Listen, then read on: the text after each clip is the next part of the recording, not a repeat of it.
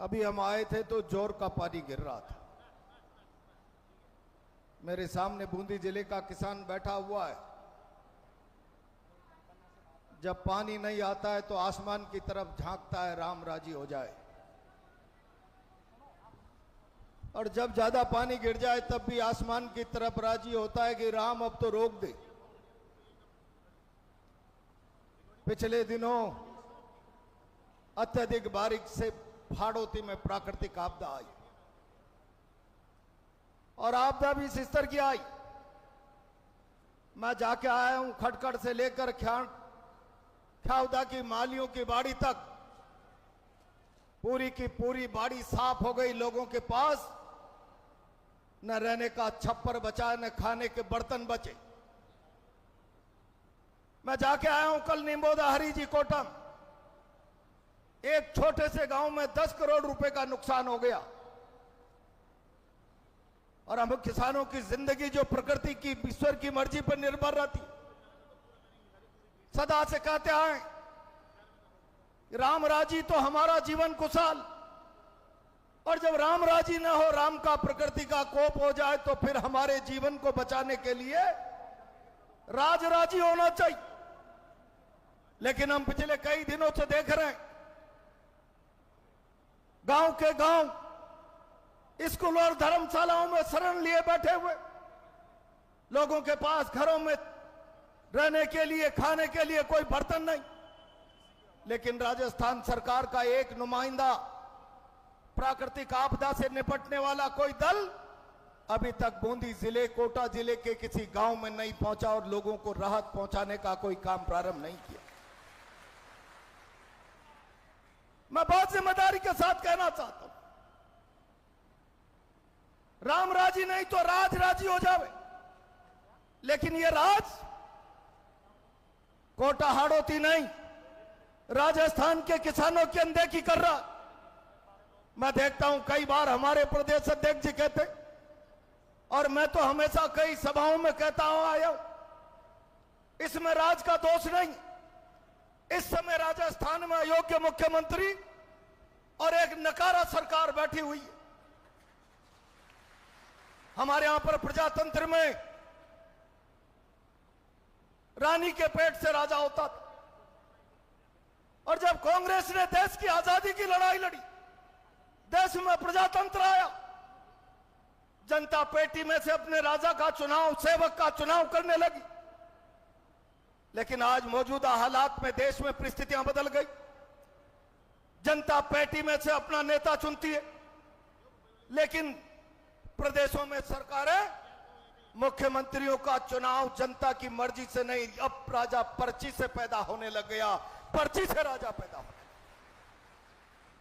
ये जो परिस्थितियां पैदा हो गई, ये साधारण परिस्थितियां नहीं है।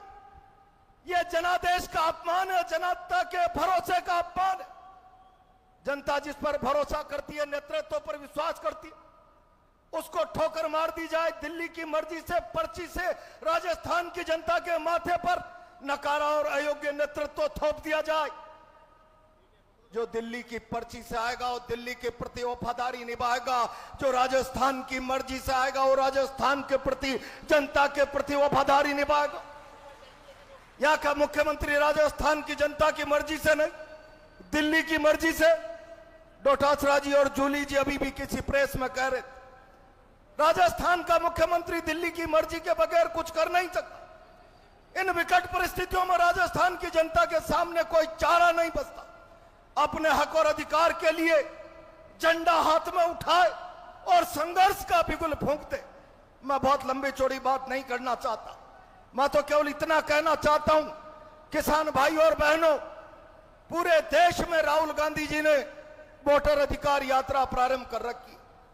हम जब भारत का संविधान उठाकर हाथ में लेते, 2024 के चुनाव में जिस संविधान की रक्षा और चुनौतियों की बात होती रही, उस संविधान का पहला पन्ना खोलिए और पहला पन्ना खोलकर एक लाइन पढ़िए, हम भारत के लोग। इस शब्द में संविधान की सारी शक्ति निहित है और हम भारत के लोग, जनता में संविधान की सारी ताकत निहित है।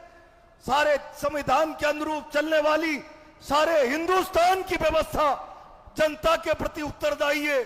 और आज जिस संविधान की ताकत जनता में निहित है, वो ताकत जनता वोट के माध्यम से प्रकट करती है। उसकी सारी की सारी शक्ति वोट के माध्यम से प्रकट करती है। और आज आपने देखा होगा, मैंने पार्लियामेंट का चुनाव लड़ा, क्या दृश्य बना। 5 साल में लोकतंत्र का बसंत पर्व आता है, जनता मन से मचलती है, अपने मन का प्रतिनिधित्व चुनने का प्रयास करती है और उस वोट की ताकत का प्रदर्शन करती है। उस पर भी डाका डाला जाने लगे, प्रशासनिक बेड़ियां लगा दी जाए, किसी का रोजगार छीन लेंगे, किसी का धंधा छीन लेंगे, किसी की जेसीबी बंद कर देंगे, किसी की खान बंद कर देंगे, किसी को कानून के शिकंजे में फंसा देंगे। ये लोगों के हक अधिकार पर शासन की ताकत के आधार पर जो डाका डालने का प्रयास प्रारंभ हुआ है, संविधान की आत्मा घायल है। और ये परिस्थितियां साधारण परिस्थितियां नहीं, ये परिस्थितियां आजादी की लड़ाई के बराबर इस मुल्क में संविधान की रक्षा के लिए लड़ने की स्थितियां बना रही। मैं तो इस अवसर पर केवल इतना कहना चाहता हूं, इस बात को साधारण रूप से नहीं ले रहा। राजस्थान का बूंदी हाड़ौती का किसान, आपके पास वोट की ताकत के अलावा कोई ताकत नहीं। उस ताकत को भी पुलिस का सिपाही डरा कर प्रभावित कर दे, कोई इनकम टैक्स आईबी का, कोई सीआईडी सीबी का इंस्पेक्टर आकर आपके वोट की ताकत को प्रभावित कर दे, तो मैं समझता हूं ये आपके अधिकार पर डाका नहीं, लोकतंत्र की व्यवस्था का मजाक, संविधान की आत्मा में खंजर है। क्या हालात बन रहे देश। मैंने देखा है, तालाब गांव के लोगों के 40 टन बजरी भरकर लेकर आ गए तो सीबीआई पीछे पड़ जाती है। 4 दिन पहले से पूरे हिंदुस्तान के अखबार चिल्ला रहे हैं, गुजरात में 10 राजनीतिक दलों को 4000 करोड़ से ज्यादा का चंदा दे दिया गया, जिनका आता नहीं पता नहीं। मोदी जी, शाह जी, यह हिंदुस्तान का आवाम सवाल कर रहा है, बताओ कौन से 10 राजनीतिक दल हैं जिनको चलते फिरते 4,500 करोड़ रुपए का चंदा दे दिया, 60 लाख रुपया केवल खर्चा किया। ये 4,500 करोड़ रुपया किसकी जेब में चला गया। 40 टन बजरी पे तालाब गांव में ईडी सीबीआई आ सकती है, क्या गुजरात के दलों पर ईडी सीबीआई जाएगी? या मोदी शाह की संरक्षण में, मोदी शाह के संरक्षण में लोगों की जेबों पर भी डाका डाला जा रहा है, शरेआम धज्जियां उड़ाई जा रही है। मैं इस अवसर पर केवल इतना कहूंगा, देश को इन हालातों को समझना होगा और समझकर हुंकार भरनी होगी। मैं केवल इतना आह्वान करते हुए लड़ने के लिए तैयार रहो।